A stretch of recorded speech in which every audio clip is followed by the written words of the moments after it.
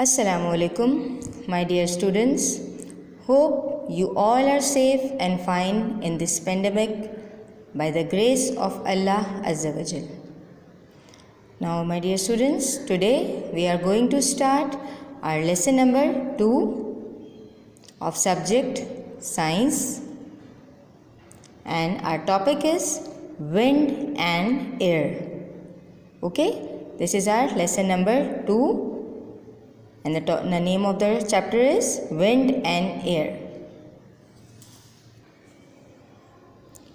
Now, open your books, page number 43. And the name of the chapter, as I told you, Wind and Air.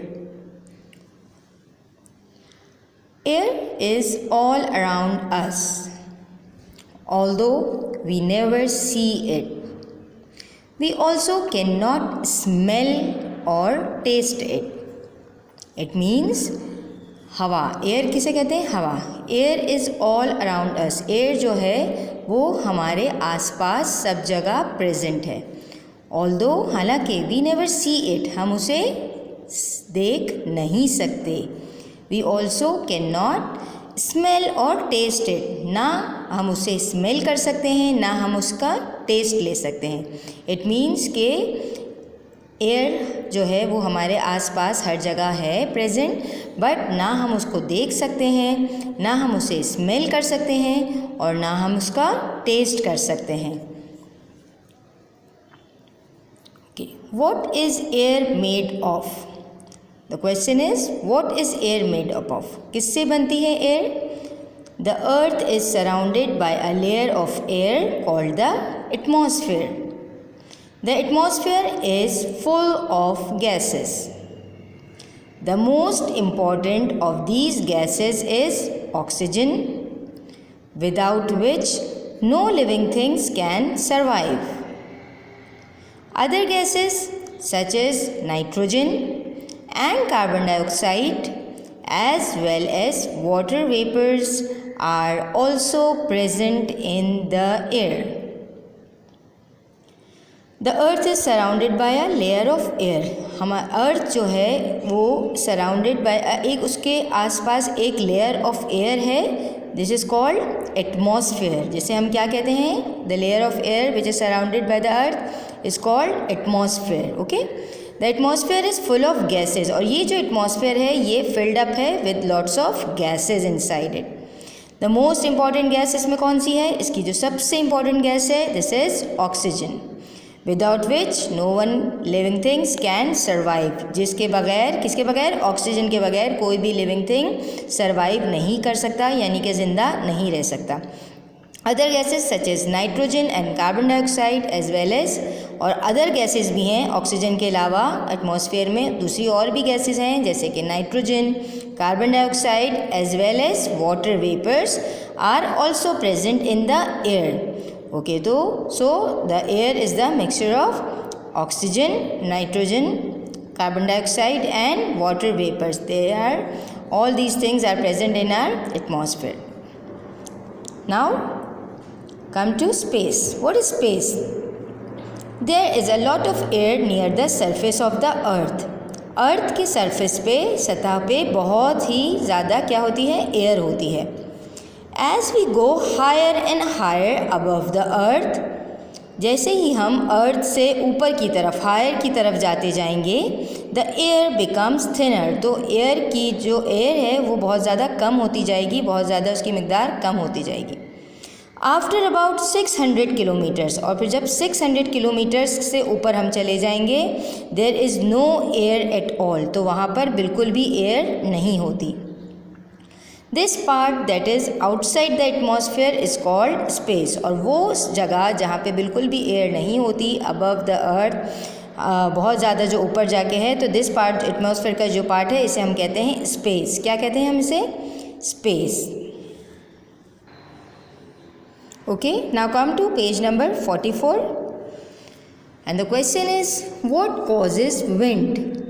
It means wind जो है वो किस तरह बनती है? What causes wind? The sun warms the air around the earth. Okay, before starting this, you have to see this picture clearly. so you will understand the topic more clearly. Okay, now the sun warms the air around the earth. सन जो है, सूरज जो है, वो जो अर्थ में जो air होती है उसको क्या करता है, वार्म करता है। सन की, सूरज की हीट की वजह से वो हवा जो है क्या हो जाती है, गर्म हो जाती है।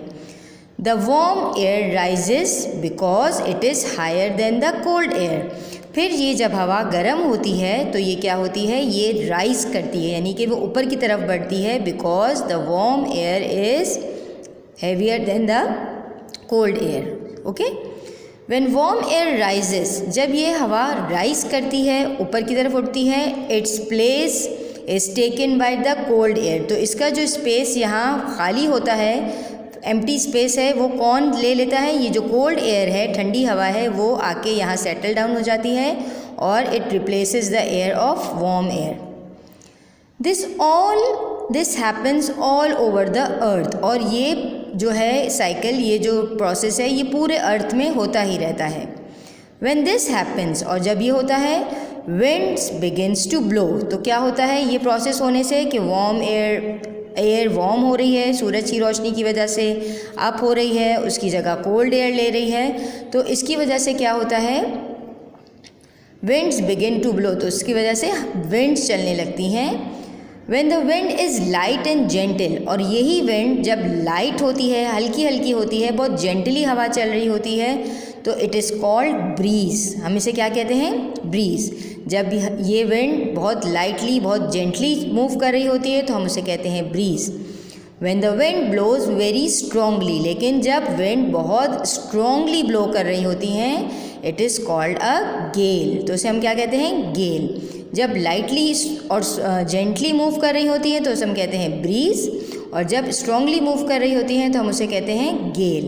सो wind is the movement of the air. और अब आप, विंड क्या है, व्हाट इज़ विंड?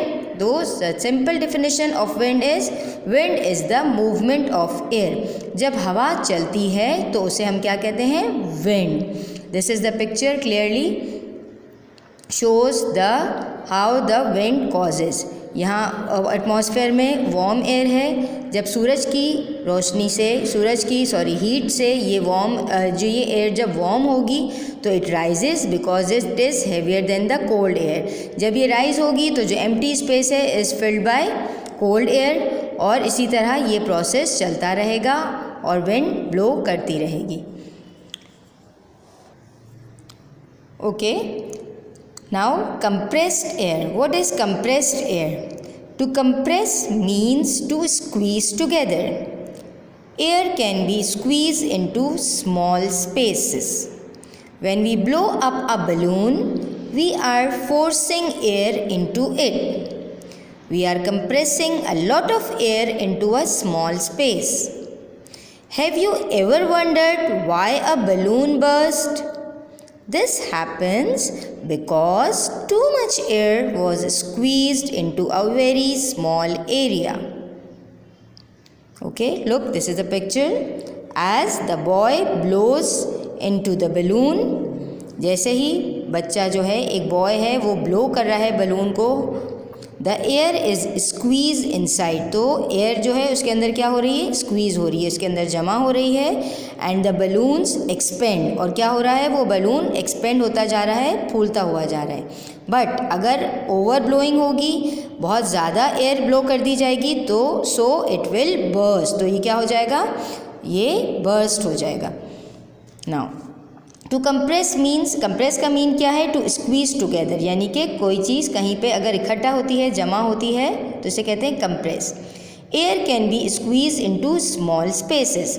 एयर जो है वो स्क्वीज हो सकती है छोटी सी जगह में भी।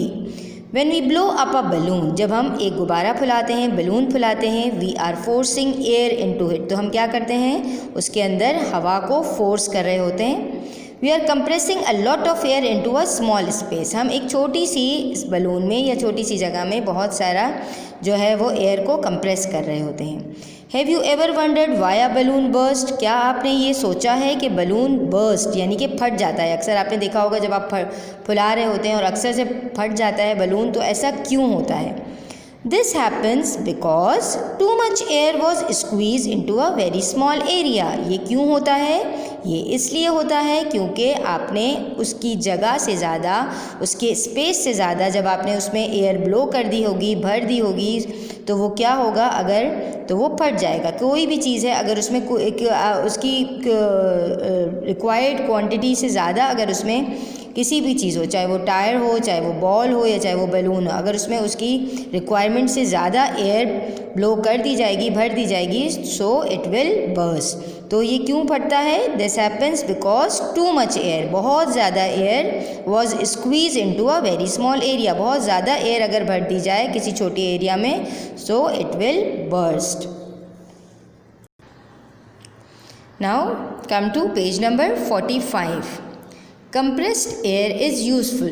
कंप्रेस्ड एयर जो अभी हमने बात की वो किस तरह यूज़फुल होती है, किस तरह फ़ायदेमंद होती है। अब कहाँ कहाँ हम उसे कंप्रेस्ड एयर को यूज़ कर सकते हैं? जल्दी जल्दी सोचें आप लोग, शाबाश।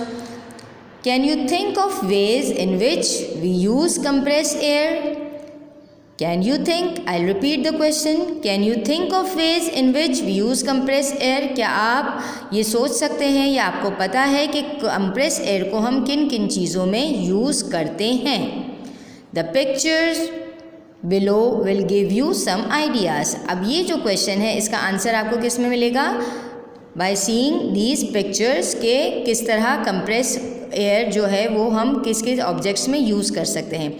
सबसे वेरी मोस्ट जो फर्स्ट एग्जांपल मैंने आपको दी, दिस वाज द बलून, जो मैंने आपको पहले भी बताया। In this picture as you see balloon, the first picture is balloon, जिसमें हम एयर ब्लो करते हैं और वो एयर स्क्वीज़ हो जाती है उसके अंदर। तो फर्स्ट जो है हम एयर को किस में जो है वो यूज़फुल क्या ऑब्जेक्ट है ऐसा जो एयर इसमें हम कंप्रेस कर सकते हैं। तो first thing is balloon. Okay, now second thing is tyre. The tire, as you see, which are used in cycles, bicycles, motorbikes, cars, trucks, etc., etc. So इसमें भी क्या होता है, टायर के अंदर भी क्या भरते हैं हम, हवा भरी जाती है, एयर जो है इसमें कंप्रेस होती है और इसी की मदद से जो है ये टायर मूव करता है। अगर फॉर एग्जांपल कभी आपने देखा होगा गाड़ी चलते चलते पंक्चर हो जाती है, तो क्यों हो जाता है? क्योंकि उसमें होल हो जाता है या वो कट डाउन हो जाती है और उसमें से हवा जो है वो लीक आउट होना शुरू हो जाती है। तो टायर को जो है वो वर्कआउट करने के लिए किस चीज़ की ज़रूरत होती है? कंप्रेस्ड एयर की। तो this is the second object. Okay, now the third one is the ball. ये भी आपको पता होगा, आप लोग खेलते होंगे, यूज़ करते होंगे। बॉल में भी क्या होती है? बॉल से भी आप कब खेल सकते हैं? जब उसमें एयर होगी फिल्ड। अगर उसमें से एयर निकाल दी जाए तो जो बिल्कुल भी यूज़फुल नहीं होगी आपके लिए और आप उससे बिल्कुल भी खेल नहीं सकेंगे। इसी तरह टायर ट्यूब्स जो स्विमिंग ट्यूब्स जो होते हैं या जो फ्लोटिंग ट्यूब्स होते हैं जो हम यूज़ करते हैं स्विमिंग पूल्स में या हर जगह कहीं भी फ्लोट करने के लिए, तो उसमें भी क्या होता है, इन ट्यूब्स में हवा जो भरी हुई होती है, एयर कंप्रेस्ड होती है, जिसकी वजह से आप इस पर बैठ के फ्लोट कर सकते हैं, स्विम कर सकते हैं। अदरवाइज़ इधर इसका भी यही है, अगर इसमें से हवा निकाल दी जाए, हवा लीक आउट हो जाए तो ये भी वर्क नहीं करेगा। सो in these pictures we see how the compressed air is useful in some objects. This is the tube, floating tube, football, tire and the balloon. Okay students, hope you all understand well this chapter. आप अच्छी तरीके से समझ चुके होंगे इस chapter के बारे में और आई होप कि आप उसको आई विश और आई होप कि आप उसको रीड करेंगे, इस चैप्टर को अच्छी तरीके से रीड करेंगे 2 या 3 मरतबा 2 और 3 टाइम्स, ताकि आप उसको मोर अच्छी तरह क्लियर हो जाएं। जो भी उसके कॉन्सेप्ट्स हैं इसमें बताए गए हैं तो अच्छी तरीके से उसको रीड आउट करेंगे। और इसके बाद आपने जो उसका मैं I will send you the written work of chapter number 2. Hope you all have done your previous work of chapter number 1 in your notebook neatly. Okay, now come to then इसके बाद आप क्या करना है, आपने चैप्टर नंबर 2 का title page बनाना है और चैप्टर नंबर 2 का टाइटल पेज बनाने के बाद जो आपका काम आएगा व्हाट्सएप पे आपको क्वेश्चन आंसर्स अटेम्प्ट करने हैं बहुत नीटली। क्वेश्चन आंसर्स करेंगे आप, इसके बाद इसके फिल इन द ब्लैंक्स की पिक्चर होगी, आप इसके फिल इन द ब्लैंक्स करेंगे और फिर आप इसके ट्रू एंड फॉल्स करेंगे। ओके, ये सब करने के बाद स्टूडेंट्स आपने क्या करना है, एक आपका जो ये पिक्चर आपको दिख रही है, दिस वन ना, ये वाला जो डायग्राम है कि व्हाट कॉजेज़ विंड, कि हवा किस तरह चलती है, ये डायग्राम आपको अच्छी तरीके से बहुत नीटली अपनी नोटबुक में ड्रॉ करनी है। क्या करना है, ये डायग्राम आपके बुक के पेज नंबर 44 पर है और ये वाली डायग्राम आपको अपनी नोटबुक में इंटरलीफ पेज पे बहुत नीटली ड्रॉ करना है, इसको कलर करना है और इसको लेबल करना है। Okay, and you have to write the heading what causes wind, कि किस तरह विंड कॉज होती है। तो ये वाली पिक्चर को अच्छी तरीके से देख लें, इसमें आपको ये पिक्चर आपको आप ड्रॉ करेंगे, कलर करेंगे और इसको लेबल करेंगे इन योर नोटबुक। ओके, और इसका क्वेश्चन आप इस तरह लिख लेंगे, draw a diagram in notebook page number 44। ये डायग्राम जो है पेज नंबर 44 पे इसको आपको ड्रॉ करनी है अपनी कॉपी में। Okay students.